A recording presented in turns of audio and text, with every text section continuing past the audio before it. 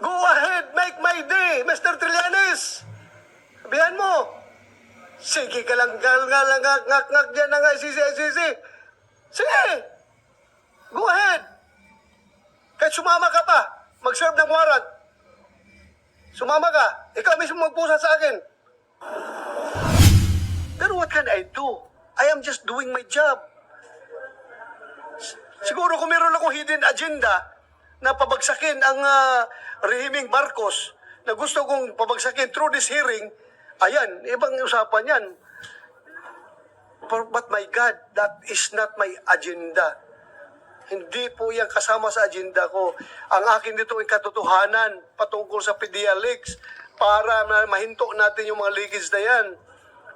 Wala pa akong agenda na maggiba ng tao. As I have said, I am rightist. I am a rightist. I want to maintain the present dispensation. Hindi pa ako kagaya ng Trillanes na destabilizer. Puro distab lang ang iniisip. Sino pa iniintay natin mga witnesses?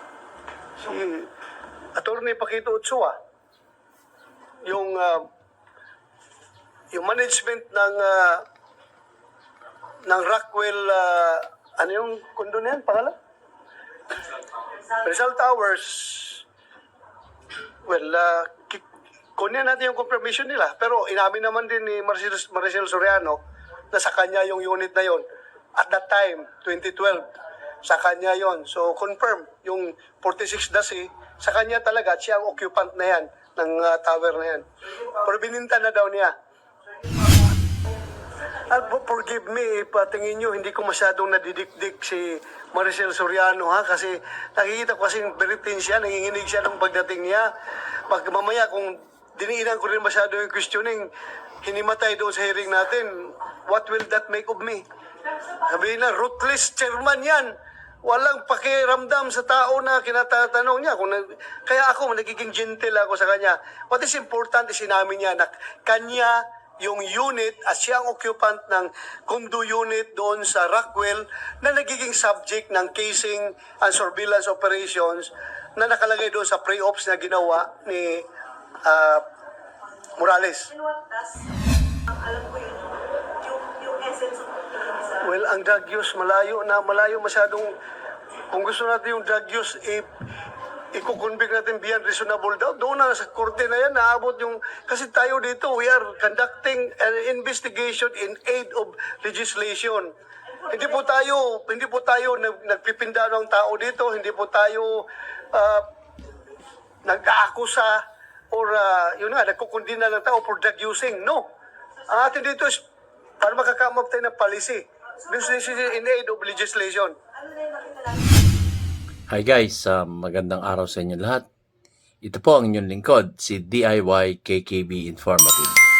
At matutunghayan po natin ang press interview kay Senator Bato de la Rosa ng Senado. Ito po yung patungkol sa nag-leak ng mga dokumento galing kay o pinalabas ni Miss Maharlika sa kanyang blog. So dito, may mga tanong ang ating mga press at sasagutin ng ating Senador Ronald Bato de la Rosa sa kanyang committee hearing. So ito na po guys, at bago ako magsapol, maraming salamat po sa aking mga viewers at lalong-lalo na sa aking mga subscriber na patuloy na sumusuporta sa inyong abang lingkod, DIY KKB Informative. So like na po, share na po tayo. At maraming salamat po sa inyong lahat. So ito na po, simulan na po natin.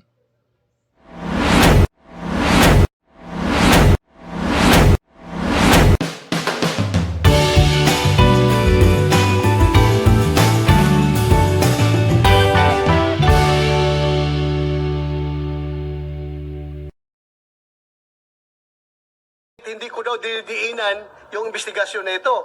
I am just trying to be objective. At alam ko rin na galit sa akin ng Malacanang, bakit ako nagkakandak ng investigation? What do you expect? Masaya ka ba kung presidente ka, sitting president ka, kinakandak ng investigation na madadama yung pangalan mo? Talagang magre-react ka negatively. Pero what can I do? I am just doing my job. Siguro kung meron akong hidden agenda na pabagsakin ang rehimeng Marcos, na gusto kong pabagsakin through this hearing, ayan, ibang usapan yan. But my God, that is not my agenda.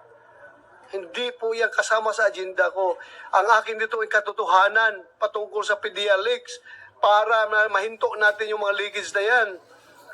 Wala pa akong agenda na maggiba ng tao. As I have said, I am rightist. I am a rightist. I want to maintain the present dispensation. Hindi pa ako kagayang Trillanes na destabilizer. Puro distab lang ang iniisip. And there's a nakita niya na may basis pa para i-pursue yung investigation. Ha? Para i-pursue pa po yung first investigation. Ano? May nakita pa kayo na mabigat ng basihan para ipagpapalala. Hindi naman mabigat na basihan. Kukunti na lang para kumplito na lahat. May kunting mga tao na lang na kailangan imbitahan natin na magbigay ng kanilang salaysay. Kasi pag sabihin mo mabigat na dahilan para ganun-ganun, baka sabihin naman nyo, Austerplatte yung mabigat na dahilan na yan. No. Tapusin lang po natin, ayusin natin ang trabaho natin, makagawa tayo ng committee report. So sir, sino ba iniintay natin mga witnesses? Si Atty. Paquito Ochoa, yung management ng Rockwell, ano yung kondo na yan, pangalan? Rizal Towers. Well, kunin natin yung confirmation nila. Pero inamin naman din ni Maricel Soriano na sa kanya yung unit na yon. At that time, 2012, sa kanya yon. So, confirm yung 46 Dasi, sa kanya talaga, at siya ang occupant na yan ng tower na yan. Pero bininta na daw niya.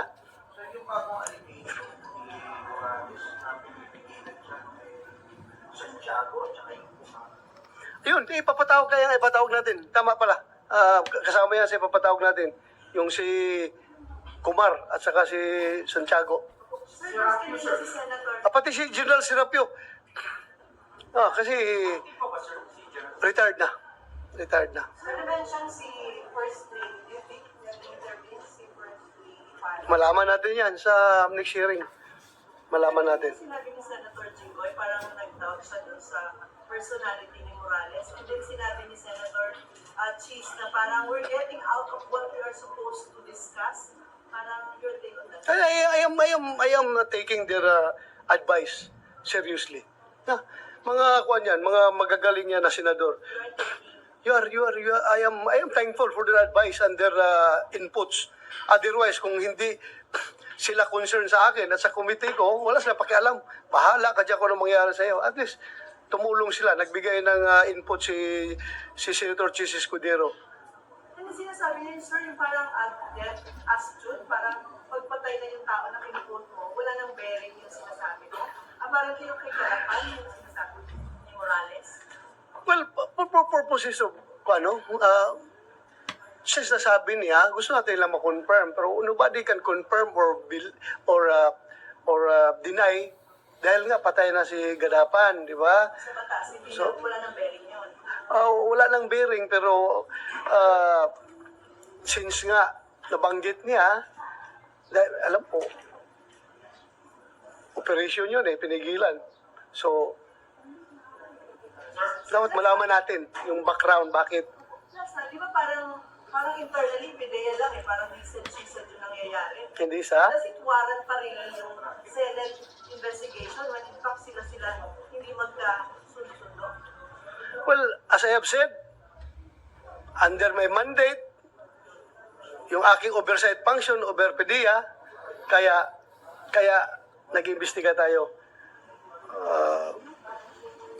Huwag mo namang i-clip yung aking powers as a chairman of this committee. Huwag mo naman sana i-clip, no?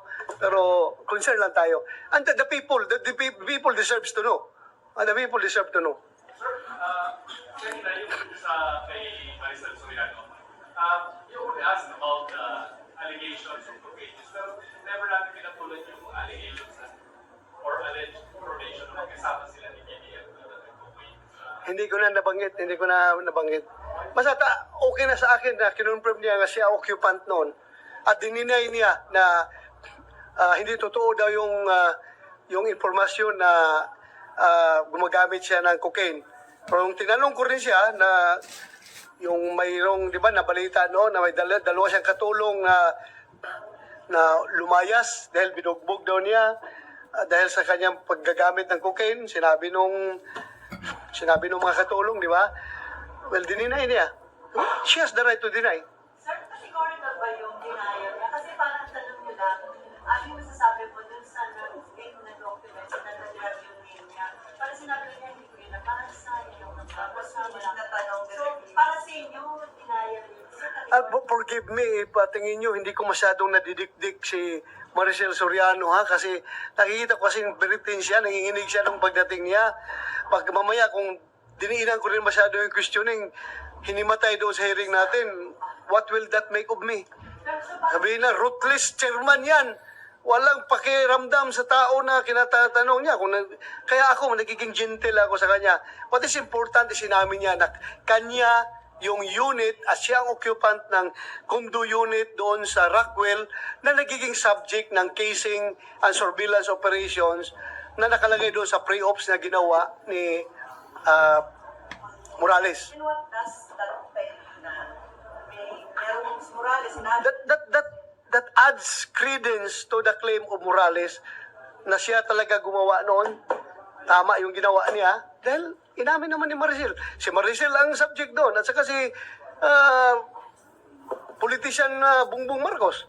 Dalawa sila subject doon. Tapos ang address, yung unit, the same unit. At inaamin ni Maricel sa kanya yung unit na yon. So that gives credence to the pre-ops na ginagawa ni Morales. So, Tawag ko sa drug use na it should be, ang alam ko yun, yung essence of the well, ang drug use, malayo masyadong.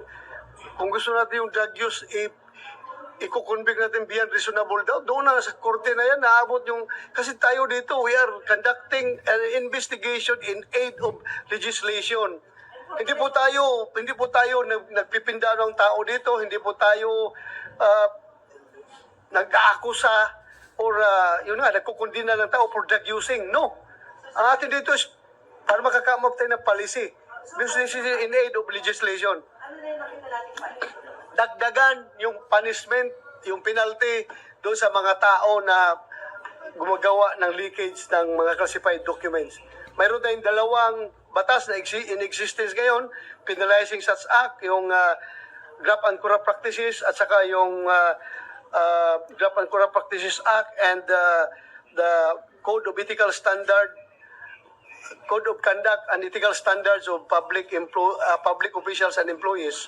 So siguro hindi masyadong nagamit yon as far as leakage of classified documents dahil para bang hindi masyadong yung batas na yun. Dagdagan natin ng ngipin yung batas. So talaga ngayon, walang parang direct categorical na denial kasi hindi na porso kung RUC. Ano? Yung kay Maricel, parang hindi nyo na porso. Parang hindi naging klaro yung denial niya kung para sa ito.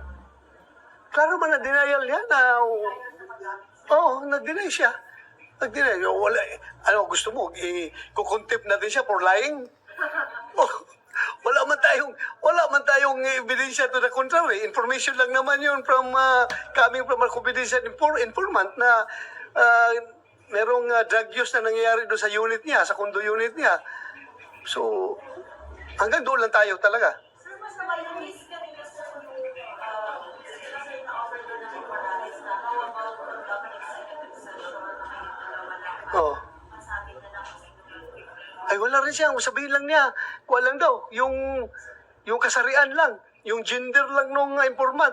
Yung pangalan, hindi niya maalala daw eh. Oo.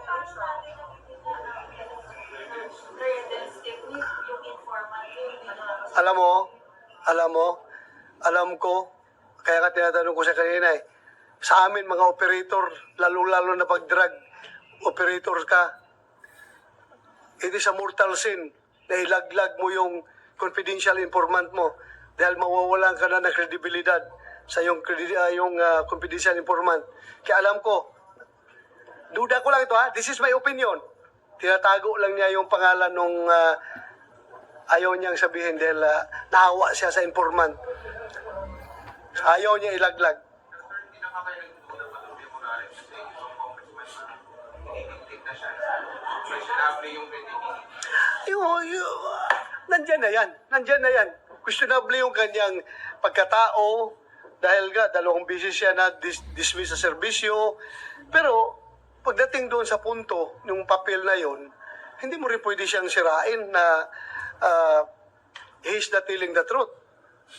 Kasi kita ko naman tayo papel, totoo man yung papel na nakasulat na yon. At saka, di ba sinabi pa niya na si President Duterte daw mismo, nakakaalam dyan sa report na yan. Yun ang sabi niya.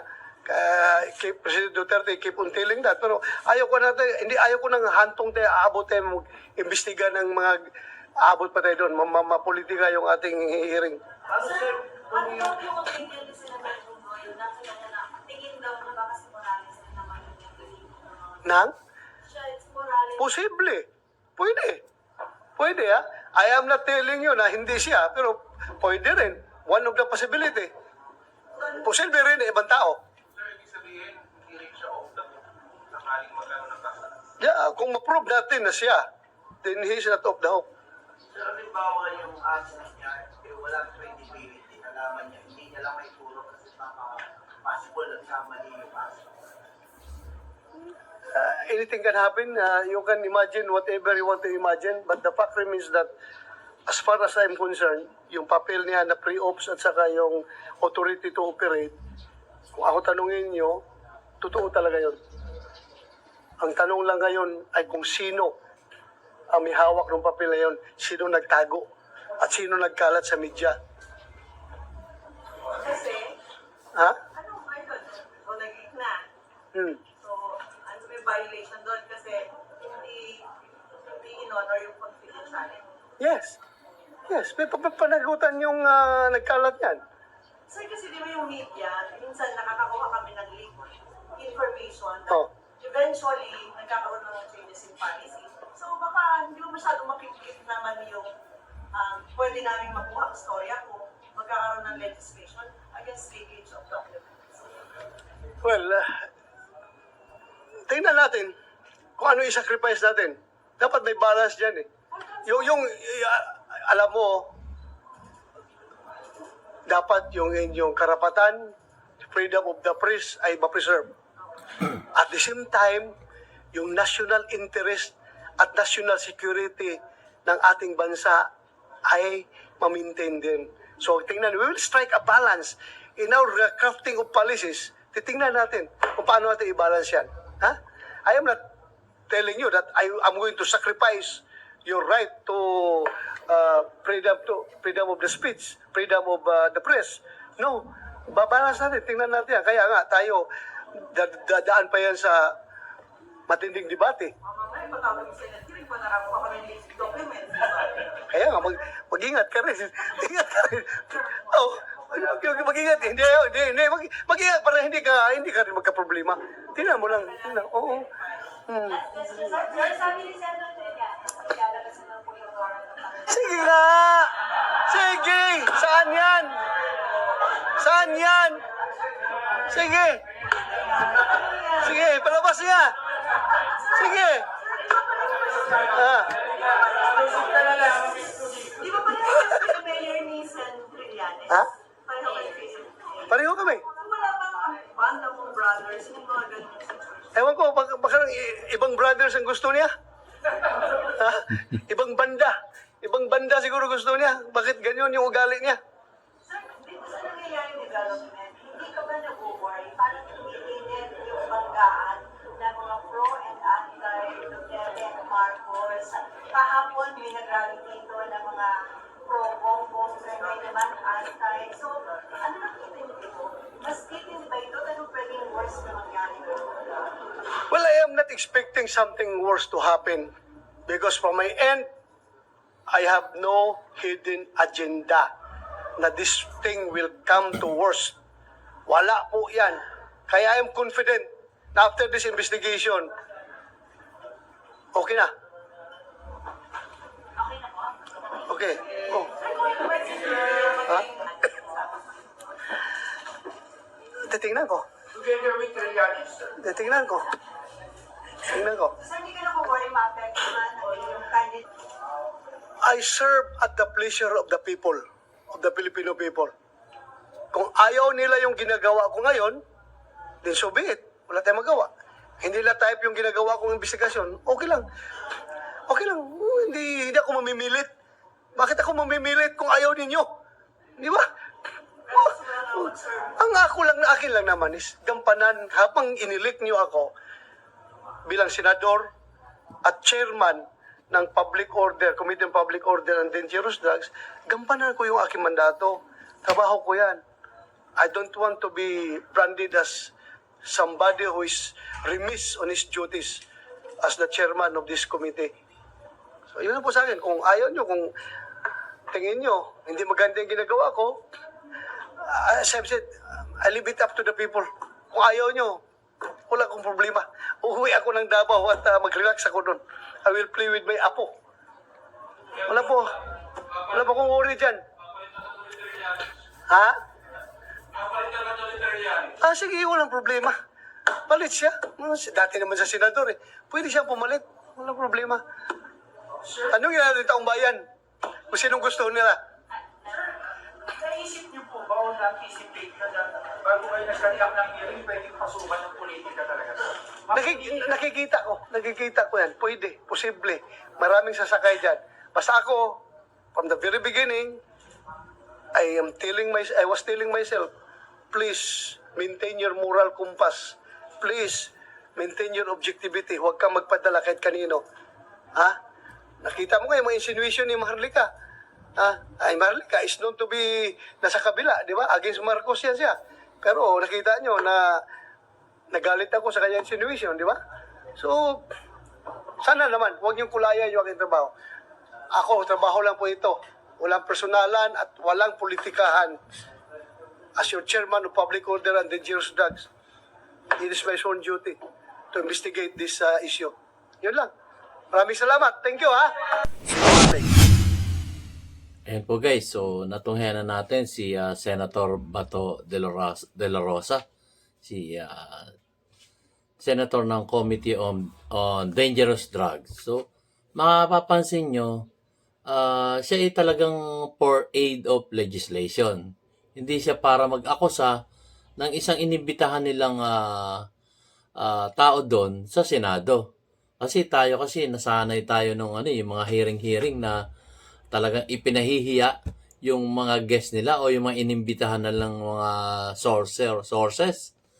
So, hindi karapat-dapat. Huwag tayong gumaya doon guys, doon sa mga nakaraang mga hearing na merong nako-contempt, nakukulong. Kasi sila po yung mga lawmaker, nag-iimbestiga sila para sa aid of legislation. Ibig sabihin, para makagawa sila ng batas para hindi na maulit yung mga bagay na yun. Pero hindi sila yung korte eh. Hindi sila yung korte na talagang, kumbaga, parang ikaw yung isang tao na ikaw yung isang judge na nasa korte na talagang kung ano-ano tatanong mo na lilihis dun sa aid of legislation. Kasi hindi naman sila korte eh. Naunawaan ko to si Senator Bato de la Rosa. Dahil siya nag-iimbestiga para makagawa ng batas para hindi na maulit yung mga gantong leakage kagaya ng confidential na documents na yun sa PIDEA na yung sinasabing pre-ops na dokumento na nalathala sa ating mga social media. So, nakakalungkot, di ba? Nakakalungkot na parang sinisisi pa natin si Senator Bato. Bakit hindi niya tinanong yung ganito? Hindi naman po kasi sila korte. Gaya nga ng sabi niya, hindi siya yung yung isang senador na ipipin down mo yung tao o kaya ay aakusahan mo yung tao. Hindi po siya ganun. At dapat ganun lang. In aid of legislation lang. Kasi minsan nasanay tayo ng panunood ng mga na talagang hard questions yung ginagawa ng mga senador. Di ba? So, isa pa guys, tingnan nyo. Nag-iisa lang siya doon. May bumisita man, nagbigay lang ng kanilang panig kung paano gagawin doon sa hearing, kung paano matatapos. Tapos meron pang gano'n na kumakampi doon sa inimbitahan. Yung mga gano'n ba, merong senador na nagsabi ng parang ano yung credibility, sinisira yung credibility ng isa. So hindi po ganun ang hindi po ganun ang mga lawmaker dapat. At etong ginagawa, hindi po tayo kumakampi. Tayo po yung nagsusuri lang dito. Kasi tuwi-tuwi na pag may investigasyon sila sa Kongreso man yan o sa House of Representative man yan o sa Senado, ang i-expect natin kung paano sila makakagawa ng batas. Lawmaker po yung mga yan, di po ba? Lawmaker sila. So, hindi sila yung dapat maging judge o nasa husgado na talaga namang parang aakusahan mo na yung tao. Kumbaga, yung kanyang credibility ay talagang pababagsakin mo. Hindi po. Hindi po ganon ang ating si Senator Ronald Bato de la Rosa ng Senado sa Committee on Dangerous Drugs. So, nakakalungkot din. Maraming nagkikriticize kay Senator Bato de la Rosa na parang inahanap natin yung mga nakaraang mga hearing, di ba? Kahit yung mga nakaraang administrasyon pa ng mga Senado na talaga namang halos sabihin, sinungaling ka, yung mga ganon. Hindi po ganon. Parang dinadown mo na yung pagkatao ng isa. Di ba, naalala nyo? Yung hearing kay dun sa isang general na ending, sabi, sinungaling siya. Tapos wala kang basta mga ganon, yung isang general na ending nga nagpakamatay pa, 'di ba? Dahil sa hiya sa sarili. Nahiya siya dahil ganon. Yung nagsabing general na I walk into it, ibig sabihin, ito kinagisnan ko na. Kung maalala niya, hindi ko na masyado pang i-detalye yung bagay na yun. Bibigyan ko na lang kayo ng konting heads up sa mga bagay na yun. So, yung sinasabing gano'n na talagang idadown mo yung tao, hindi naman po. Inimbitahan lang sila dun para magkaroon ng linaw at para makagawa sila ng batas. Para hindi na maulit yung bagay na yun. Patungkol dun sa iniimbestigahan nila. So, nakakalungkot po. So, ngayon, eto. Meron tayong di ba? Meron tayong parang kinikriticize bakit ganito yung mga tanong niya. Imbis na in aid of legislation, parang dinadown mo yung credibility ng tao. Marami po nagko-commentong ganyan at nakikita naman natin. So, pakinggan natin tong taon to. Isang senador din siya. Isang artista, dating artista. Ngayon ay matagal ng senador. Ito po, panoorin po natin. Polluted source. Una-una, sinabi niya sa hearing na sinabit niya sa kanya superior, si Francia. Wala naman daw natatanggap. Si Francia, nasaan yung dokumento? Di na sa kanya. Siya nag-leak. Simple lang naman yun. So, dapat naman i-pursue ni Senator Bato de la Rosa yung investigation? Well, it is the call of the chair of public order, Senator Bato, kung gusto niya i-pursue. Kasi ako, parang in-establish ko na yung na talagang sa akin palagay, it's my own opinion, na siya talaga yung nag-leak ng mga information. At yung nakalagay sa information, allegedly yung nakalagay sa information na yun, wala naman katotohanan dahil I even asked the PIDEA if the named personalities that were named by Morales were included in the drug list. Wala naman daw. Ano yung motibo ng pag-ilig? Sabihin nyo may tao behind that? That I do not know. I am not sure about it. Pero possible. Yeah, possible. There's a big possibility about it. Dapat sir, yung ganong klase na nag-leak na classified document, dapat yung panagutan ito. Meron tayong batas tungkol dyan. I read, in my opening statement, I read that yung charge dun sa mga nagkakalat ng mga false testimonies, etc. etc. So, sir, parang kung ikaw yung chairman, hindi na lang tuloy sana kasi wasting money na yung nangyayari. Sa akin palagay, dahil sinabi ko na sinungaling siya, hindi siya pwedeng pagkatiwalaan, dahil wala naman talagang wala siya ebidensya. Okay? Nilagay niya, ewan ko kung sino naglagay pangalan ni Presidente, pangalan ni Marcel Soriano, kung sino man yung mga ibang mga kilalang personalidad sa show business or sa politics. Wala namang makakapagpatunay. Pati yung PIDEA, hindi sila makapagpatunay na sangkot yung mga personalidad na sinasabi nitong si Morales. So, dapat ba mga itigil na kasi kayo makadestabilize ito considering na si Presidente yung sa mga ginagawa? Well, as far as I am concerned, I've already established that the President is not involved. The President is not included in the drug list. Hindi din Maricel Soriano. Hindi porket kalyado ko si Presidente, we'll just base it on facts, the truth. Pati hindi naman porket kasama ko sa industriya ng pelikulang Pilipino si Maricel, hindi naman talaga, hindi naman din siya sangkot sa sa illegal na droga. And how will this affect the credibility ng Senate hearings kapag may mga ganyang In fairness naman kay Senator Bato, what he wants is to know the truth. Yung buong katotohanan lang naman ang gusto niya. Wala naman siya pinapanigan with all due respect kay Senator Bato. Wala naman siya pinapanigan. Sir, pero nagagamit niya po sa politics kasi parang di ba sabi ko ni SP kahapon, pagka umattend kayo ng hearing ni Senator Risa, anti-Marcos lang. Hindi, yun ang perception. Pero sa aking palagay, they are fair sa pag-imbestiga. Nakikita niyo naman sa pag-imbestiga ni Senator Bato, nila Senator Risa, fair naman, fair and square naman. Fair level playing field. So, naniniwala kayo na that included persecution? Naniniwala kayo na Hindi naman. Sir, okay na kasi yun na Committee on Foreign Relations, Well, okay lang sa akin. Of course. Wala naman less job sa akin. Sir, secondary committee kayo, sir. I do not know.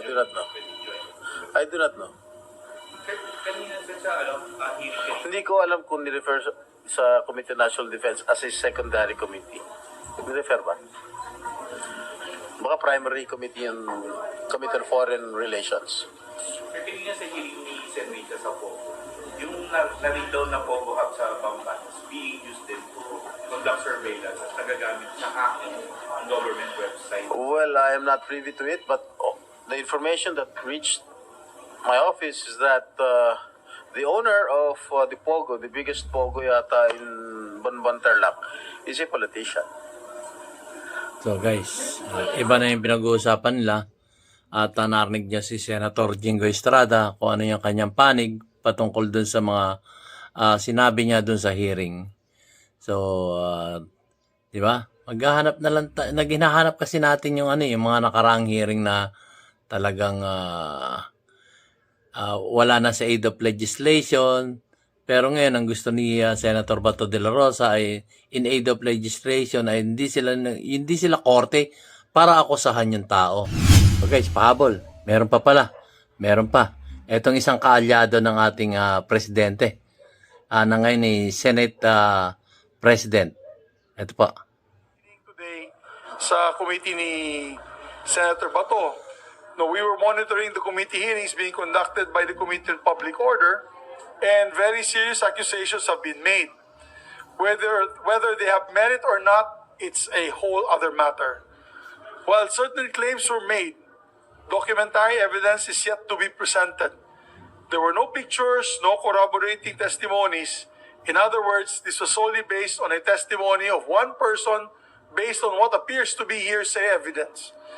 Morales cites a document which he claims to have seen by the virtue of his former position, although he did not personally witness any wrongdoing. And the drug test of the president, even the drug test of the president is being brought up, even though it does not appear to be germane or important to the subject matter of the motu proprio investigation. Under a court of law, guilt must be proven beyond reasonable doubt.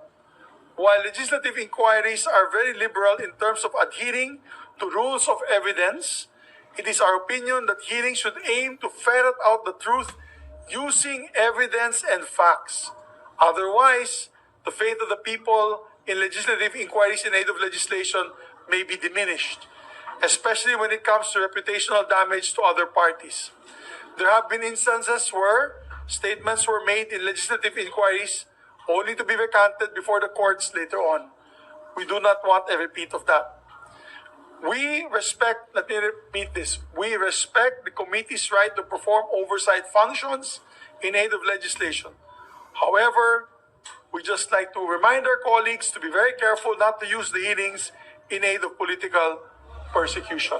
Yun lamang po. Maraming salamat. And my final says, no matter our political affiliations, senators must be one in preserving the integrity of the constitutional duty to conduct inquiries in aid of legislation. So, yun lamang po. Thank you.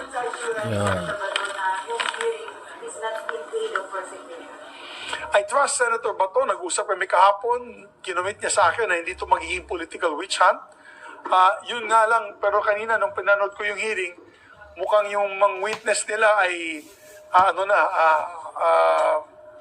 going beyond what should be given under testimony under a court of law. For example, evidence must have been presented, hindi pwedeng hearsay evidence. Yan ang binagit ni Senator Jinggoy.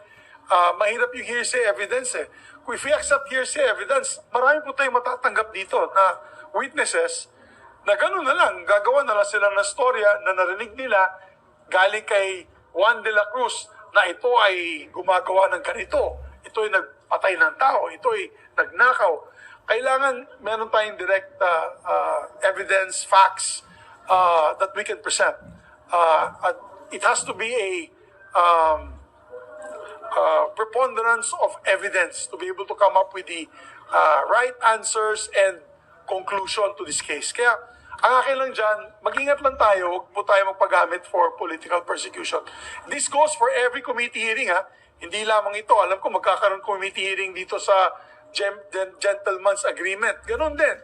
Ang caution ko sa chairperson and the members of the Senate is let us try to avoid making these hearings into a political circus or for a political witch hunt. Thank you. Well, ayoko i-preempt ang desisyon ng ating chairman about that. Ang akin lang, ang posisyon ko lang, habang nagmo-monitor ako kanina, wala naman sila napapakitang panibagong ebidensya, kundi yung sinasabi lang nilang dokumento. Hindi nga galing sa kanya yung dokumento, galing pa sa isang informant na ayaw niya pangalanan, wala tayong, paano yun? Hindi first-hand information. Buti sana kung siya mismo ang nakakita ng krimen o yung masamang pangyayari. Hindi. Galing lang siya sa informant niya. So, let's be very careful about that, gentlemen, ladies. Thank you very much, sir. Thank you. Senate hearings becoming a political issue. Well,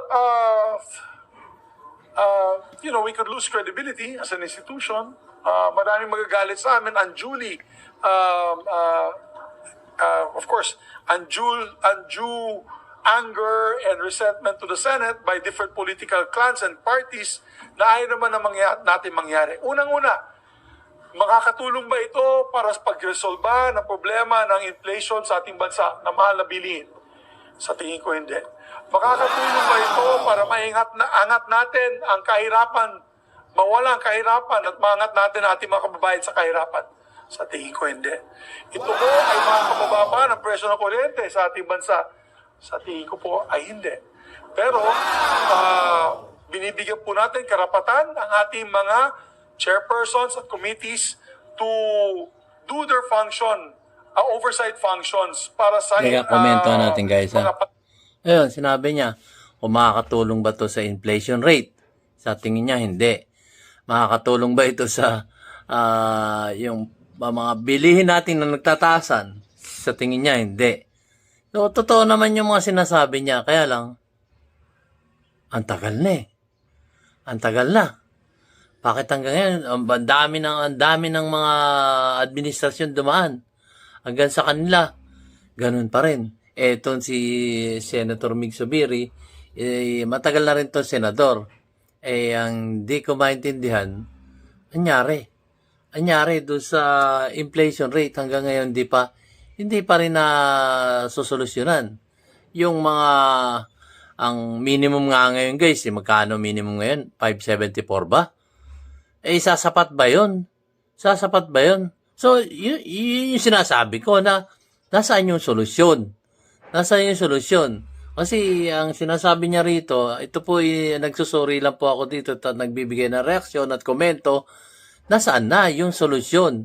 Hanggang sa ngayon, alam naman natin na si Senator Mig Zubiri at ngayon siya isang Senate President na inaasahan natin yung yung mga sinasabi niyang ganito, yung makakatulong ba ito sa ganito, ganito, sa inflation rate, sa presyo ng bilihin, sa ewan ko. Di ba? Ang tagal na. Kaya ako po yung nagtatanong, Senator, nasaan na po yung solusyon? Nasaan na po yung solusyon? Kaya ilan taon na ba si Senator Mig Zubiri at ngayon ni Senate President na? Parang nakakaano na ito, 3 term. Ewan natin. Pero matagal na to si Senator Mig Zubiri. So nakikita niya yung mga problema. Pero yung solusyon, hindi nila binibigyan ng sagot kung ano yung mga solusyon. So ituloy natin, baka sakaling may solusyon siya. Ano kala in aid of legislation? Yun nga lang, we have a responsibility to the public. We have a responsibility to the public. Maraming salamat. Thank you very much. Yun guys, so narinig yan na. So ako naman may tanong din. May tanong din ako. Nasaan na po yung yung solusyon? Yung solusyon na sinasabi inflation rate, nasaan na yung solusyon sa pagtaas ng bilihin? Ang tagal na Ang tagal na nating nag-aantay. Ang tagal na talaga. Sana sinagot din niya, sinabi niya, kaya hindi natin masolusyonan yung itong inflation rate ay dahil sa ganito, ganun. Kumbaga, isa side comment din sana niya. Ito po yung sarili kong opinion. Sana sinaside comment din niya na ganito kasi nangyari noong nakaraan. Pinaliwanag niya. Kaya hanggang ngayon, tumataas pa rin yung inflation rate. Tumataas pa rin yung bilihin. Yun, yung mga ganon. Kaya lang, ano sa tingin nyo, guys? Ano sa tingin nyo dapat natin gawin? Ano sa tingin nyo? Ako pa yung nagtatanong lang. Pero ako, meron na ako naiisip na solusyon dito sa mga nangyayaring ito. Itanong nyo kay Sir Dado. So, hanggang dito lang po guys at maraming salamat sa inyong panonood ng aking mamunting YouTube channel, DIY KKB Informative. See you on my next vlog guys. Maraming salamat po sa inyong lahat.